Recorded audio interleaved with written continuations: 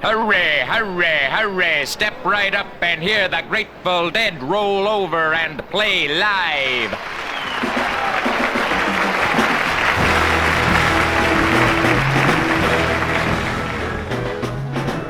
Groove to the electrifying guitar wizardry of Jerry Garcia. Grind along with Phil Lesh, the fastest bass player of them all. Gasp at the legendary Pigpen, who knows no shame. Grope to the exotic jungle rhythms of Mickey Hart and Bill the drummer. Grab Bob Weir and Tom Constantin. They'll appreciate it. The Galloping Grateful Dead's newest Warner Brothers album, a gargantuan double record album, is called Live Dead. Hooray, hooray, hooray!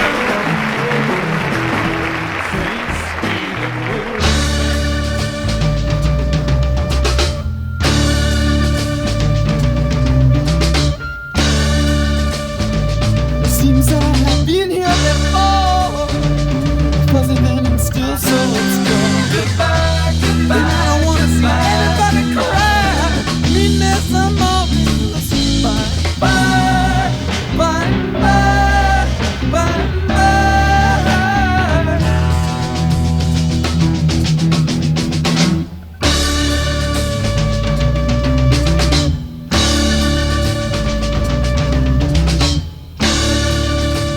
Song coming on, sweet love, so pleasing to see come and go.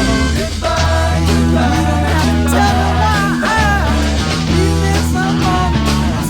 Bye, bye, bye, bye, bye.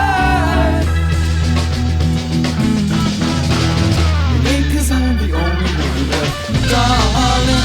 Now the time the sun rises well.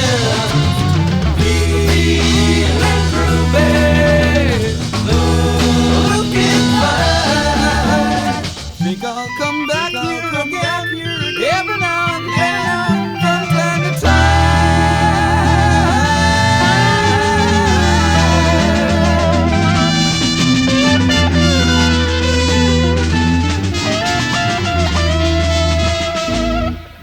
My, how love you are, dear. The longing has gone much too far.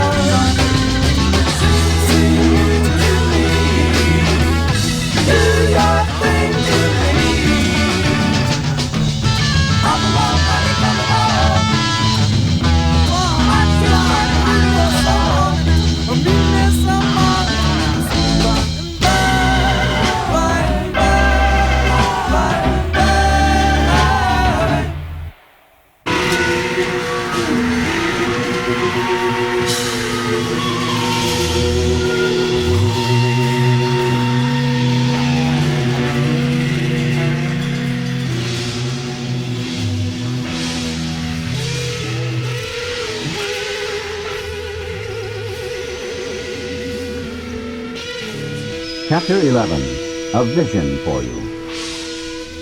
For most normal folks, drinking means conviviality, companionship, and colorful imagination. It means release from care, boredom, and worry.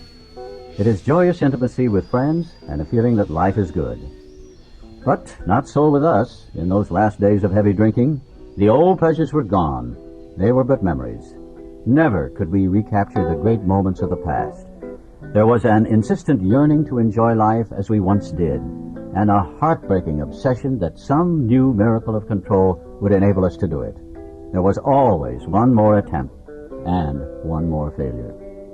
The less people tolerated us, the more we withdrew from society, from life itself.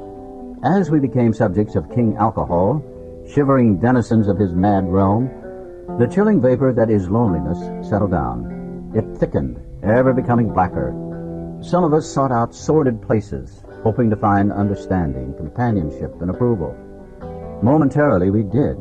Then would come oblivion and the awful awakening to face the hideous four horsemen: terror, bewilderment, frustration, despair. Unhappy drinkers who read this page will understand. Now and then, a serious drinker, being dry at the moment, says, "I don't miss it at all. Feel better, work better, having a better time." As ex-problem drinkers, we smile at such a sally. We know our friend is like a boy whistling in the dark to keep up his spirits. He fools himself. Inwardly, he would give anything to take half a dozen drinks and get away with them. He will presently try the old game again, for he isn't happy about his sobriety. He cannot picture life without alcohol. Someday he will be unable to imagine life either with alcohol or without it. Then he will know loneliness such as few do. He will be at the jumping-off place. He will wish for the end. We have shown how we got out from under. You say, yes, I'm willing, but am I to be consigned to a life where I shall be stupid, boring, and glum, like some righteous people I see? I know I must get along without liquor, but how can I? Have you a sufficient substitute? Yes, there is a substitute, and it is vastly more than that. It is a fellowship in Alcoholics Anonymous. There you will find release from care, boredom, and worry. Your imagination will be fired. Life will mean something at last. The most satisfactory years of your existence lie ahead. Thus we find the fellowship, and so will you. How is that to come about, you ask? Where am I to find these people? You are going to meet these new friends in your own community. Near you, alcoholics are dying helplessly like people in a sinking ship. If you live in a large place, there are hundreds. High and low, rich and poor, these are future fellows of Alcoholics Anonymous. Among them, you will make lifelong friends. You will be bound to them with new and wonderful ties, for you will escape disaster together, and you will commence shoulder to shoulder your common journey. Then you will know what it means to give of yourself, that others may survive and rediscover life. You will learn the full meaning of love thy neighbor as thyself. It may seem incredible that these men are to become happy, respected, and useful once more. How can they rise out of such misery, bad repute, and hopelessness? The practical answer is that since these things have happened among us, they can happen with you. Should you wish them above all else, and be willing to make use of our experience, we are sure they will come. The age of miracles is still with us. Our own recovery proves that.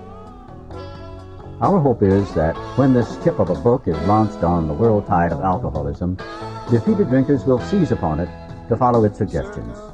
Many, we are sure, will rise to their feet and march on.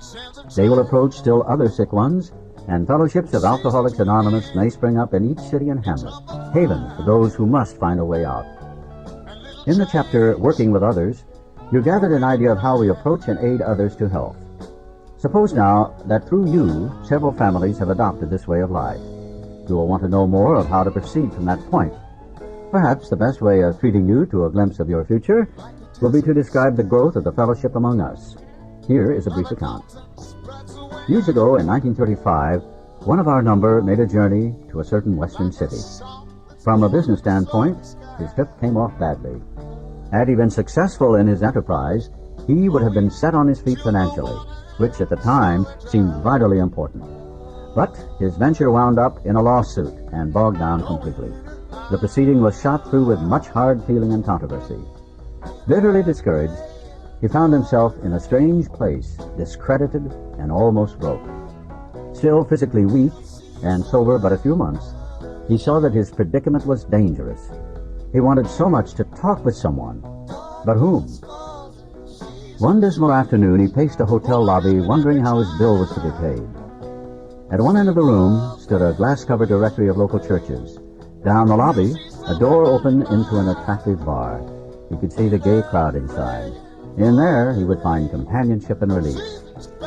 Unless he took some drinks, he might not have the courage to scrape an acquaintance and would have a lonely weekend. Of course, he couldn't drink, but why not sit hopefully at a table, a bottle of ginger ale before him? After all, had he not been sober 6 months now? Perhaps he could handle, say, 3 drinks, no more. Fear gripped him. He was on thin ice. Again, it was the old insidious insanity, that first drink. With a shiver, he turned away and walked down the lobby to the church directory. Music and gay chatter still floated to him from the bar. But what about his responsibilities, his family, and the men who would die because they would not know how to get well? Ah, yes, those other alcoholics. There must be many such in this town. He would phone a clergyman. His sanity returned, and he thanked God. Selecting a church at random from the directory, he stepped into a booth and lifted the receiver. His call to the clergyman led him presently to a certain resident of the town, who, though formerly able and respected, was then nearing the nadir of alcoholic despair. It was a usual situation. Home in jeopardy, wife ill, children distracted, bills in arrears, and standing damaged. He had a desperate desire to stop, but saw no way out, for he had earnestly tried many avenues of escape. Painfully aware of being somehow abnormal, the man did not fully realize what it meant to be an alcoholic. A footnote here informs that this refers to Bill's first visit with Dr. Bob. These men later became co-founders of AA. Bill's story opens the text of this book. Dr. Bob's heads the story section.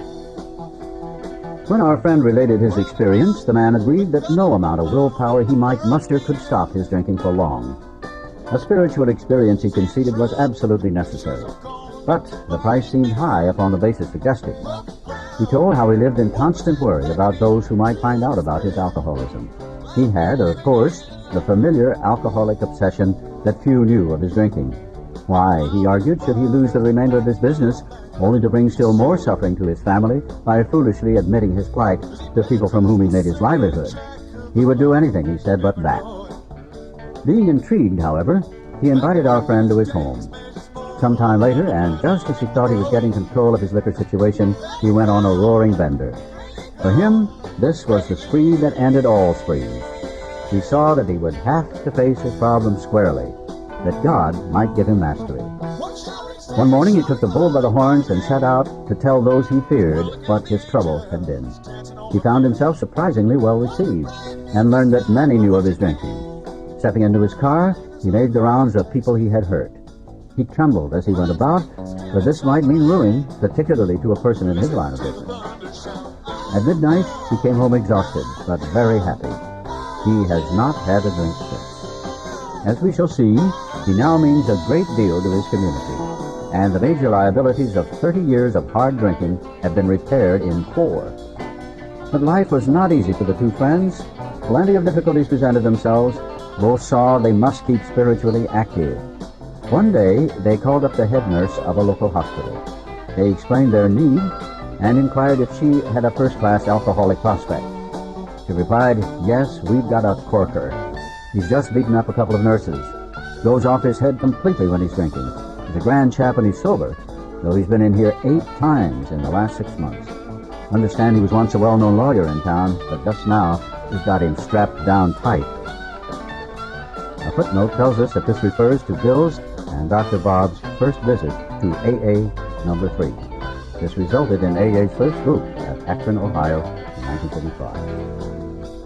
Here was a prospect, all right, but by the description, none too promising. The use of spiritual principles in such cases was not so well understood as it is now, but one of the friends said, "Put him in a private room. He'll be down." 2 days later, a future fellow of Alcoholics Anonymous stared glassily at the strangers beside his bed. "Who are you fellows, and why this private room? I was always in a ward before," said one of the visitors. "We're giving you a treatment for alcoholism." Hopelessness was written large on the man's face as he replied, "Oh, but that's no use. Nothing would fix me. I'm a goner. The last 3 times I got drunk on the way home from here.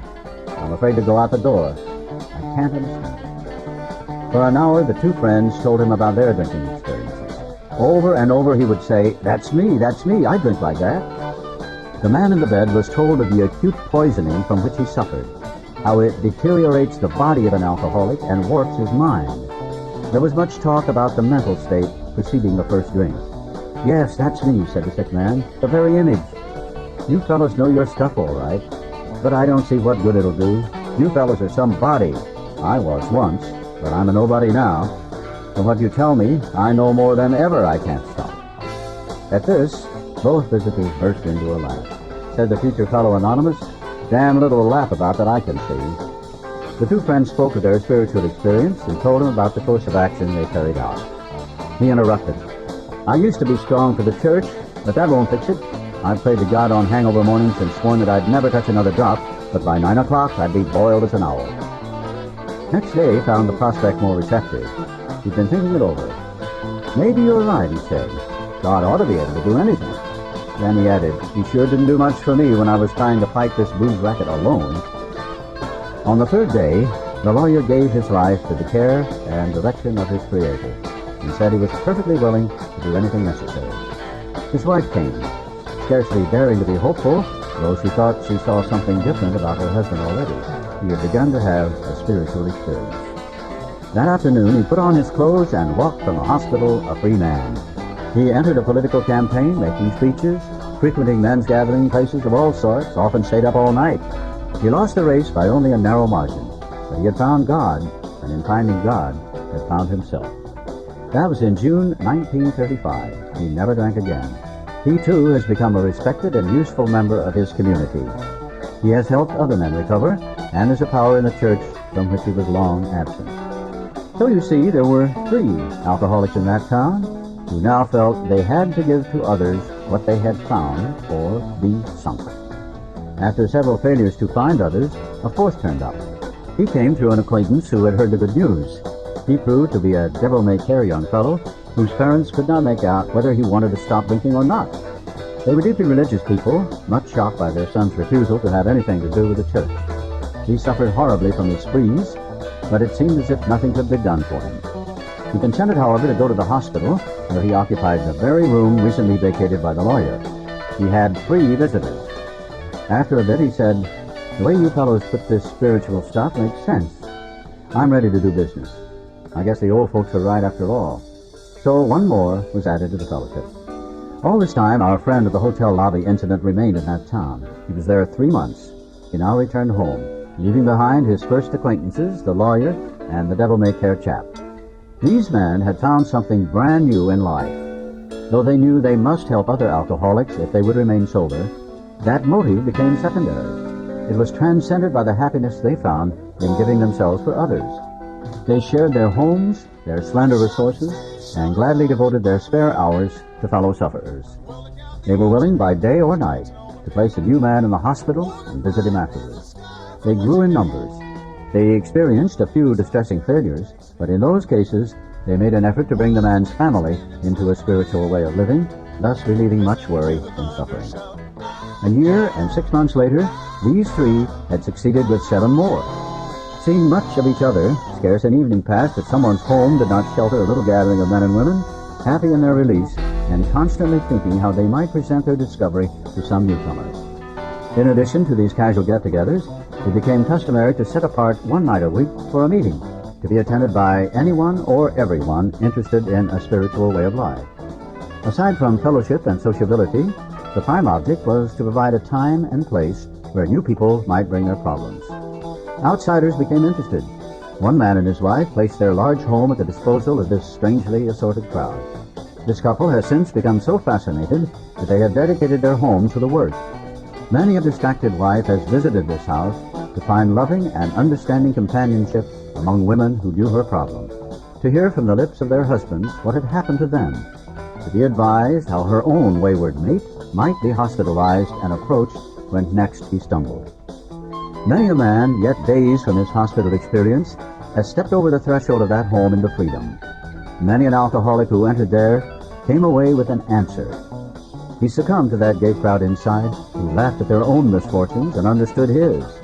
Impressed by those who visited him at the hospital, he capitulated entirely when, later, in an upper room of this house, he heard the story of some man whose experience closely tallied with his own.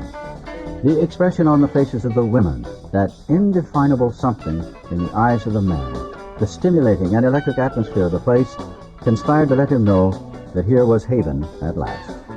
The very practical approach to his problems, the absence of intolerance of any kind, the informality, the genuine democracy, the uncanny understanding which these people had were irresistible. He and his wife would leave elated by the thought of what they could now do for some stricken acquaintance and his family. They knew they had a host of new friends. It seemed they had known these strangers always. They had seen miracles, and one was to come to them. They had visioned the great reality, their loving and all-powerful Creator. Now this house will hardly accommodate its weekly visitors, for they number 60 or 80 as a rule. Alcoholics are being attracted from far and near. From surrounding towns, families drive long distances to be present. A community 30 miles away has 15 fellows of Alcoholics Anonymous.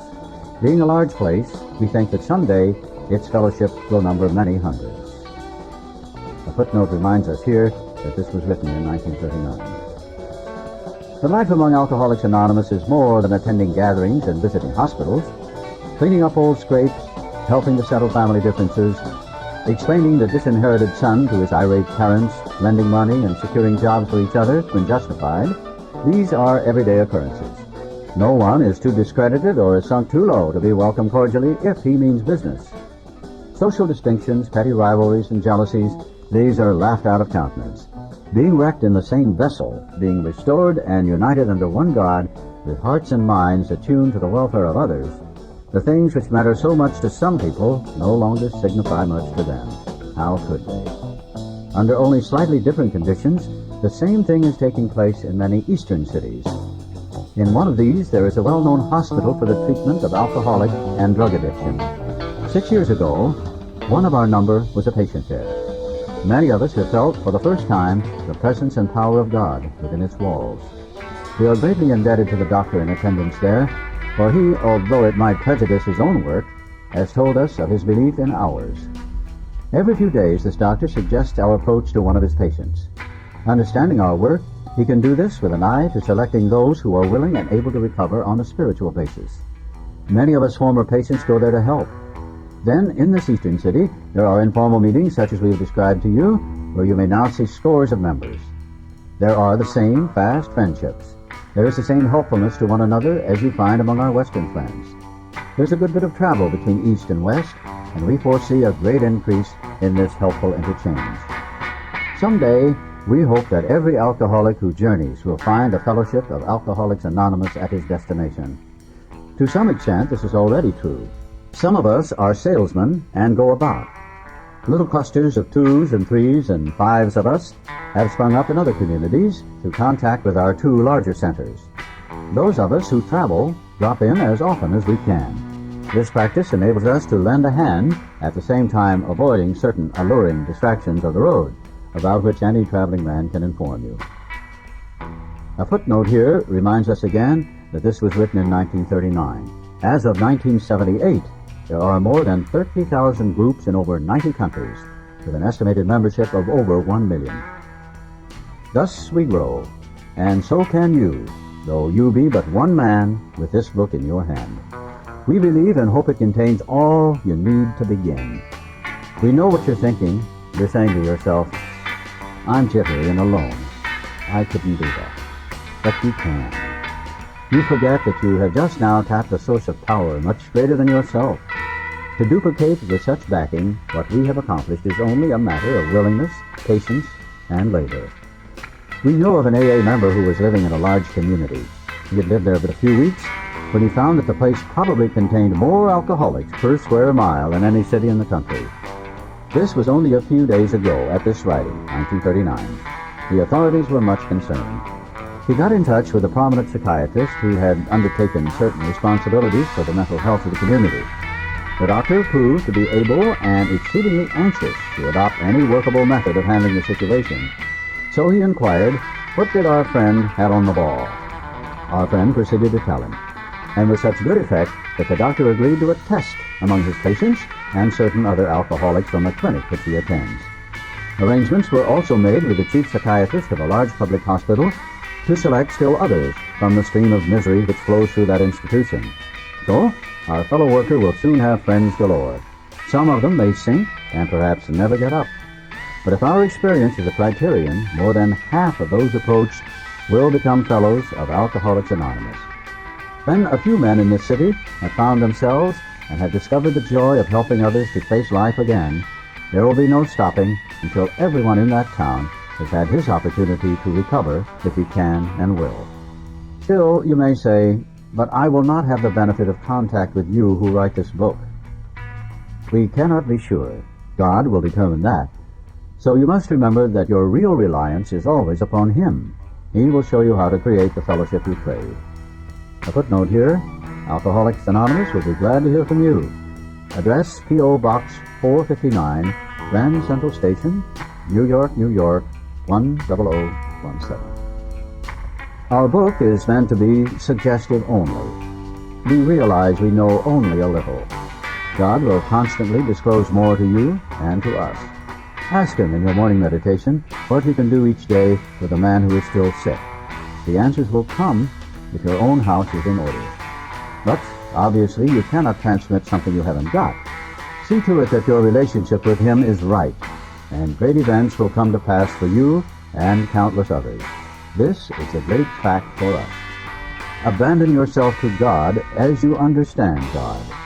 Admit your faults to Him and to your fellows. Clear away the wreckage of your past. Give freely of what you find and join us. We shall be with you in the fellowship of the Spirit, and you will surely meet some of us as you trudge the road of happy destiny.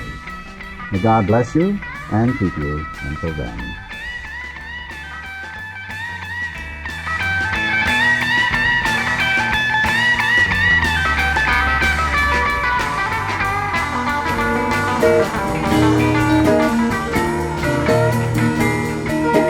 Hollywood is everywhere, you know.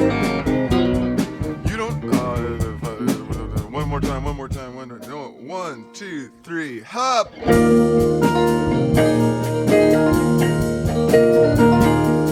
Hollywood is everywhere, now don't you know?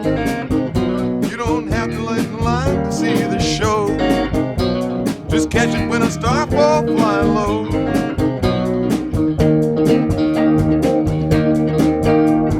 Get along down Sunset, yes indeed. Hollywood is what you let it be. What you want is often what you need.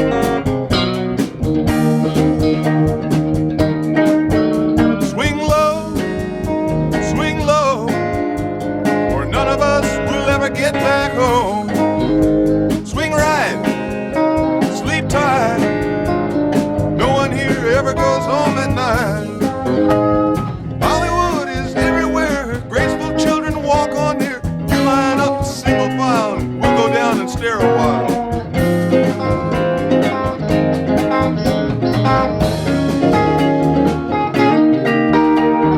Hold on, honey, tell me does she move? In and knock me down and love me shoes. All the oil she's got is for the groove.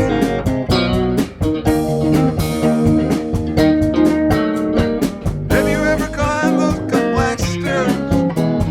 Trick or treat, got nothing to compare. $1 million daydreams end up there.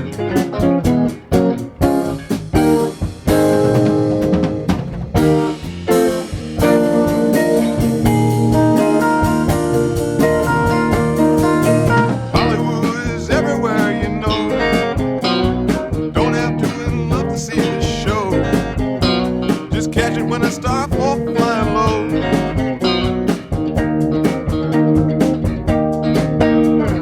Get along down Sunset, yes indeed. Hollywood is what you let it be. What you want is often what you need.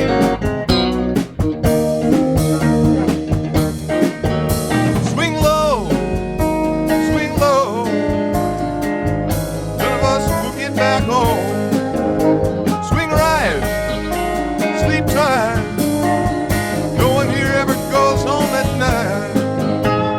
Hollywood is everywhere. Graceful children walk on here. Line up single file. We'll go down and stare a while.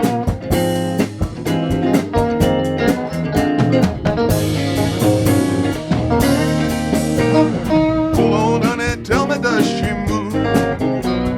Give me knock me down and fuck me shoes.